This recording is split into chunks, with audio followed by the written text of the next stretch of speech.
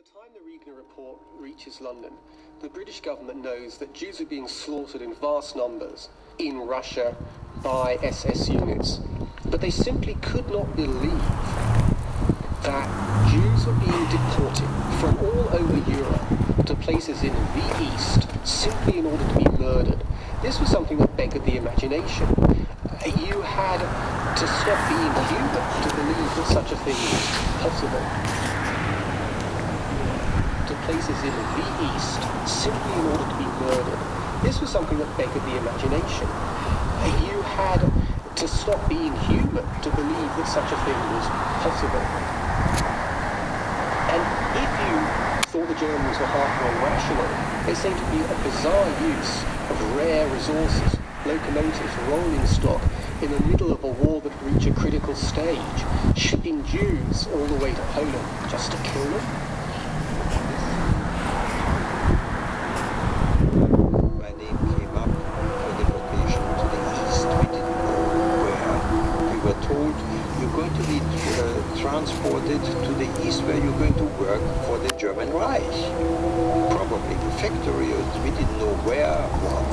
They didn't tell you you're going into a concentration camp. So we didn't believe what they were saying. Whoever heard of gassing people and burning them? Whoever would dream of it? A cultured people, the Germans, musicians, authors. It's incredible. I mean, nobody can do that.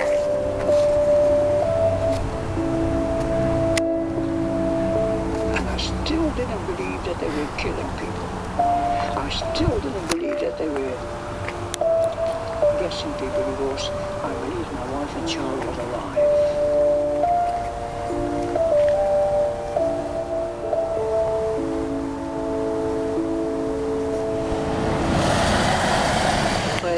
Very, very bad state. Others were just totally bewildered, I would say. But nobody in their own imagination would have imagined they were going straight to die.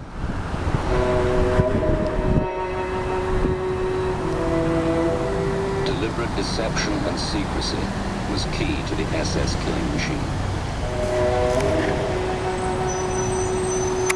The Nazis couldn't afford panic or the threat of an uprising amongst the new arrivals. So beautifully landscaped gardens were planted to reassure the prisoners as they were led from the trains to the gas chambers. The crematoria themselves were hidden from the inmates with the tall birch trees. Many of them were sitting in the woods. There were lots of woods there. They were just sitting around waiting to go into the gas chambers because they had no idea. People didn't know. They thought they were told by loudspeakers they were going to have showers. Large plumes of smoke in the area behind Crematorium 5. To increase the extermination potential of Birkenau, some of the bodies from the gas chambers were burnt in open pits. Corpses were stacked up at the back of the crematorium. We saw people lined up being actually shot and heard the shots, and saw people being thrown into the pits, and burned alive. Physics would be like a flashlight shining on a wall. You start with a narrow beam, and by the time you hit the wall, you've got a wide beam. The idea with HARP is to get it to focus or concentrate that radio frequency so it doesn't spread out, so you can hold it tighter together and then manipulate it in very specific ways.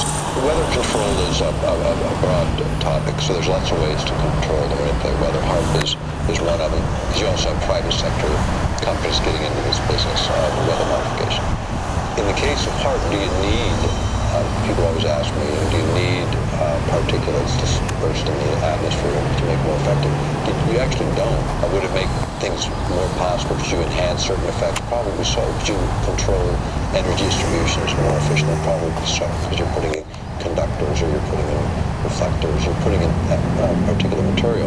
If you've ever experienced a hailstorm and you've picked up one of the hailstones and you slice it open with a razor blade, you'll see that it's layer upon layer upon layer of ice. Now, hail is usually formed where you have a low pressure system where there's a tremendous updraft of air. Where the air gets warmed up by the sunlight ahead of the storm.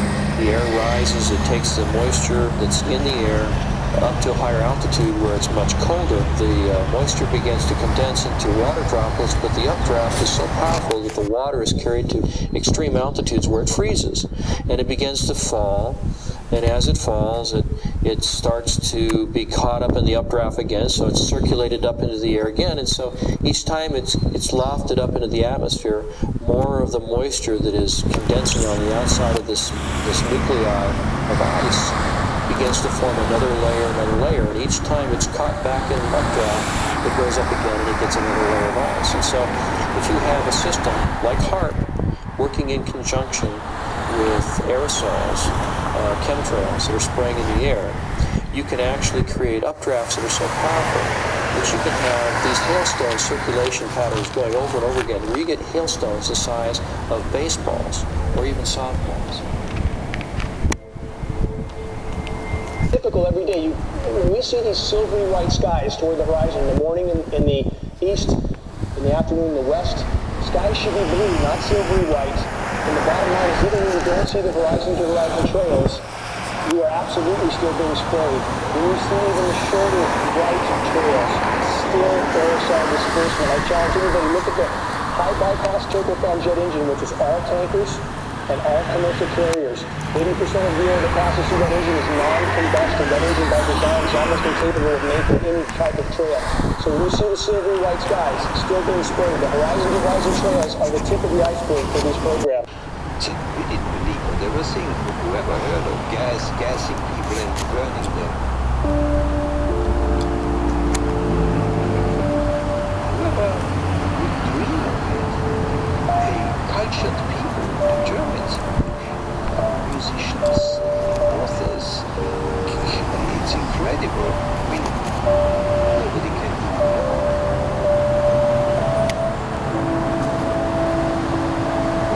I still didn't believe that they were killing people. I still didn't believe that they were guessing people the worst. I believe my wife and children were alive.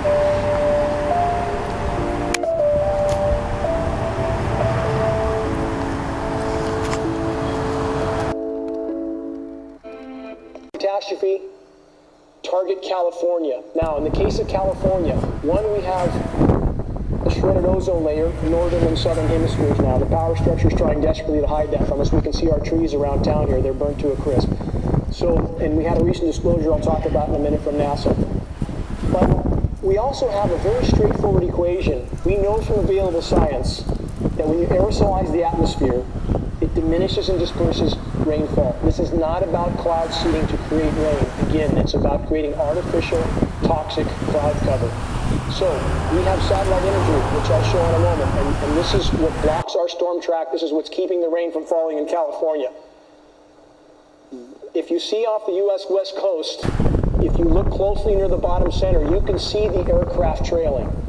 I don't know how visible it is to all of you, but that entire marine layer is aerosols, and all that blows in on us. And what happens when they aerosolize in the atmosphere? Again, it shreds ozone, and it diminishes and disperses rain, it reduces evaporation.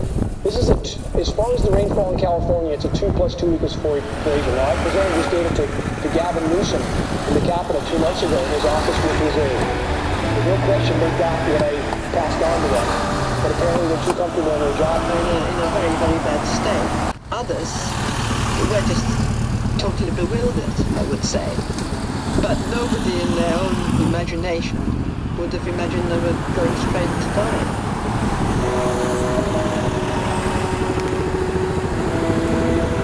Deliberate deception and secrecy was key to the SSK machine.